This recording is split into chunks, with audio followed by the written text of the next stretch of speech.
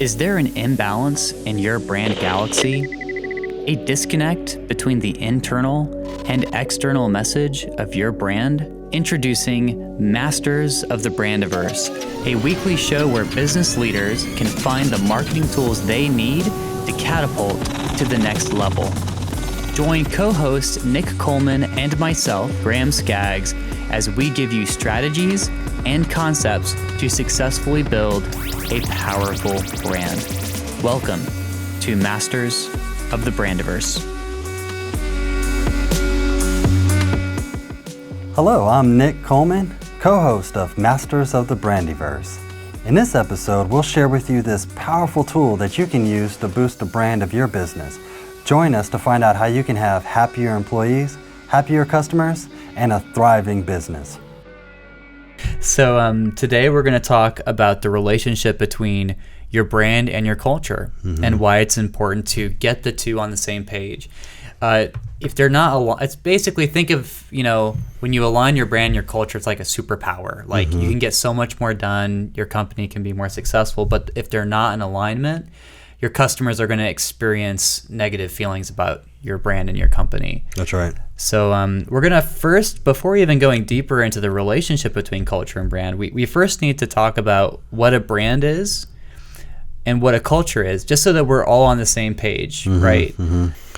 Well, for me, branding, the difference between branding now and say like even a few years back, it's really all about communication, right? It's what people are communicating about that brand. So it's really the perception of the public. It's the perception of the people that work for the brand. It's even more so now important than it was before, just because of the internet. If you really think about it, now more and more people can go online, they can leave reviews, they can go on to different chat forums. There's many more avenues for people to communicate their feelings about that brand than there was ever before, right? So for me, that has really been the shift in terms of branding, that it's really about what people say that your brand is. So it's the perception people have about your brand. That's awesome. Yeah, I couldn't be more on the same page.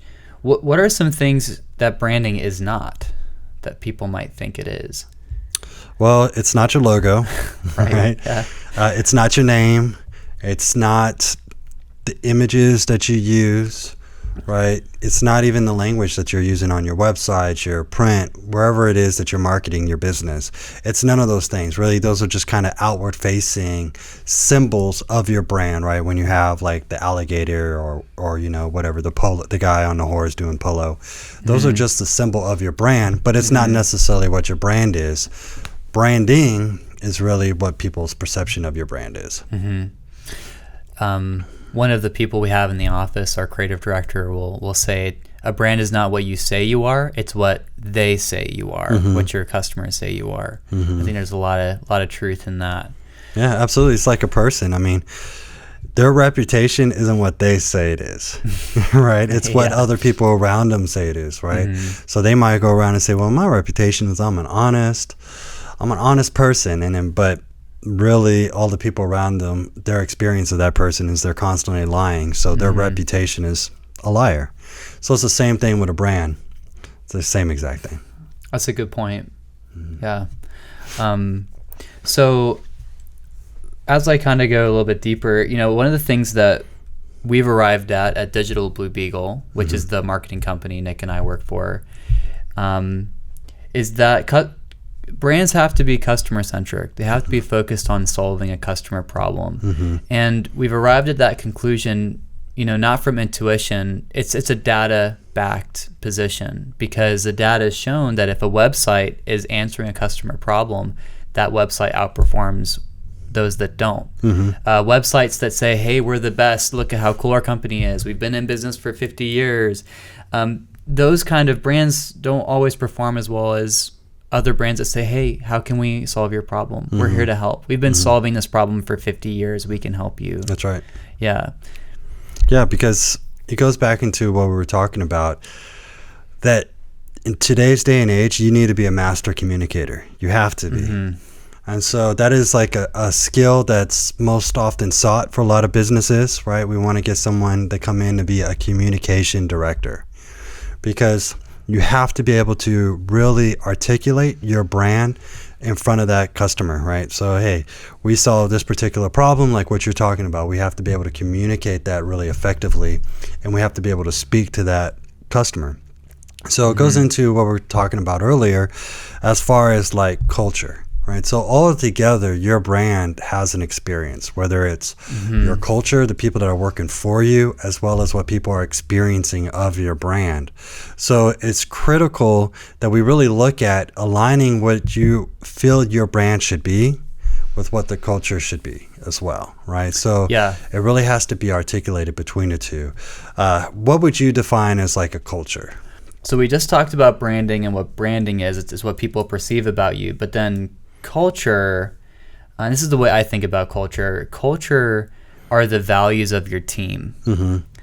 And then another layer of that would be, I think that culture is sometimes just the feelings that your employees have. So for example, if you have poor communication in your culture, very quickly, maybe gossip starts to form amongst your people. Maybe your employees who are disgruntled with the leadership start to complain to each other, take it home after work. And sometimes business owners won't even know the amount of gossip and negativity happening in their culture because they've not created a culture where you're allowed to talk about those things openly. They didn't make it clear to their employees that, hey, this is a transparent culture. I care about how you feel, and you can communicate that with me. A lot of cultures, their leaders don't want that kind of feedback. Maybe they're on a power trip, or they don't want to listen to their people, and so they don't allow their employees to vent or express the way they feel. And very quickly, the feelings of your people become the perception of your brand. Yeah. Absolutely. I agree with that 100%. And more businesses recognize the importance of culture, right? So so the reality is, for the most part, culture is established by the leader of that organization. However, there can be times where whoever is leading that organization can be bogged down with their work, so they're not truly checking the pulse of the culture. So so it may not always be that our poor culture is reflective of a poor leader, right? So a lot of businesses are starting to notice, okay, we really have to have our culture dialed in. So you're starting to see this new position pop up, Chief Happiness Officer, right? Because there needs to be somebody within your office that's really checking the morale of the team, making sure that they're adding some levity to the organization, something fun. So it's just like here at Digital Blue Beagle, we've actually assigned someone who's in charge of bringing fun to the organization, right? Just because there has to be that balance. Because again, for someone who's running a business, at the end of the day, it's really about the bottom line for them. So they're going to be just in the numbers. They're going to be looking at where I'm taking this business, the overall direction of it, and they can sometimes lose sight of the importance of culture. So because of that, you really have to have somebody within your organization that's able to constantly have their finger on the pulse of what's happening within your culture. It's like this theme in movies when one day someone wakes up and they find out that they're actually the king of a realm. And in a lot of movies, you can watch the character question if they really want all that responsibility. Leadership is the same way. There's a lot of responsibility connected to being a leader that a leader might not realize they're responsible for, and they might not even want to do it, right? So something we'll continually kind of come back to over this podcast is that, ultimately the leader does determine the tone of the brand. It all flows down from the top. And so if a business owner's not very good at communication, they're going to have to find someone to do that for them, someone to help them. Because if they don't nail that, it's going to hurt the brand. Right? Absolutely. I'm really excited about getting into some of these tips to really help business owners, right? To be able for them to be able to create the type of culture that really aligns with the value or the vision that they have for their business. Because one of the things I definitely would encourage more organizations to start doing is But I see a lot of training around like someone's particular job skills, or say if they have leaders in their organization, they give them training on leadership. What I would suggest is actually get training on communication. Right? How to effectively communicate within your organization, how to also listen. Right? So that's a key component to communication that often gets overlooked. Right? So if you spend time really getting to know the people that are on your team, and Gary Vee says this pretty well. Right? He says like, if you really want to boost the morale of your team, sit down with each individual and find out what it is that they want. What goals do they want? And really what he's saying is you need to sit down and listen to the people that are in your organization. That's a big part of communication. So it goes into, how are you training yourself to be a better communicator? How are you training your leaders to be better communicators? How are you training even your other employees to be better communicators with their coworkers? Because how often do you really work for a company and that's a focus that they have? Like, hey guys, let's spend like this last part of the day training on communication. It doesn't really happen. At least that's been my experiences with a lot of brands. So here's the thing with like communication is you can never assume that they know where you're coming from. That's right. And you can never assume your employees know what your brand is all about. You have to communicate that. And so if you don't tell your team up front that you can have open, honest communication, they might just assume that you don't welcome that, right? It all starts with setting expectations going into the relationship. I don't know. Yeah, so I mean, that would definitely be the first tip, right? Add that into your culture. Yeah. Like open communication and communicating that we can talk here, and find professionals that specialize in communication that you can hire in, doing like a 1-2 day workshop with your leaders, with just the company as a whole, to really improve the communication throughout the company. It's almost like marriage advice, right? People hire counselors to help with communication. Well, your employees are no different than your spouses. That's right. You have to work with them 40 hours a week. They're basically family at that point. That's right. You have to learn to talk. No, you're right. And the thing about it is, it's like a forced marriage, right? Because you're joining an organization and you're now working with someone that you didn't necessarily choose to work with. The organization chose that person. So now all of a sudden here I am with maybe Bob, who I've never known my entire life. How do we communicate with one another when we don't know what our interests are? We don't know what we're really like. We don't know what our morals are, right? We don't know what our beliefs are. So we don't really know how to communicate. And plus, on top of that, we're coming in with our own baggage.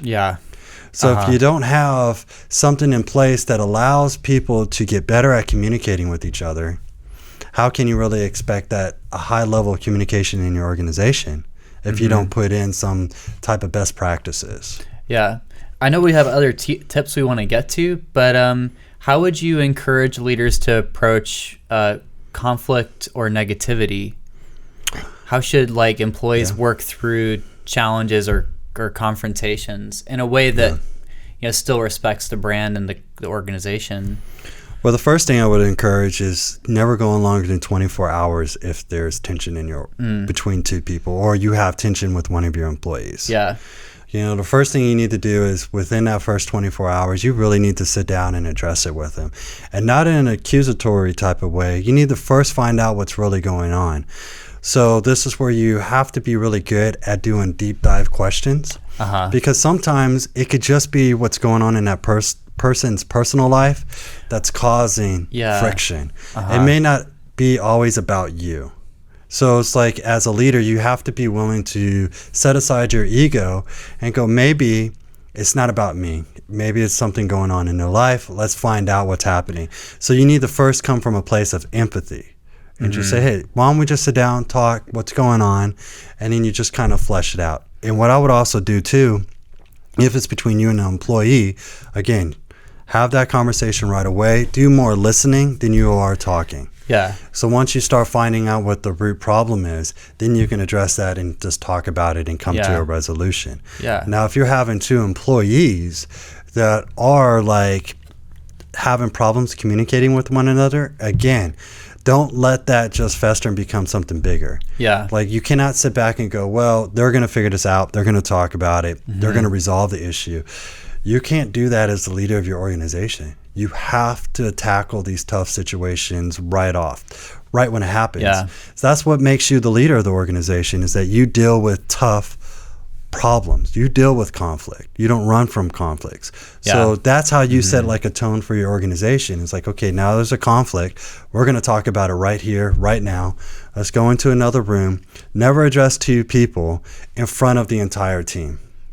Right? Because again, once they start seeing that there's like people looking at them and there's an audience, it then can be intensified, because someone can be embarrassed.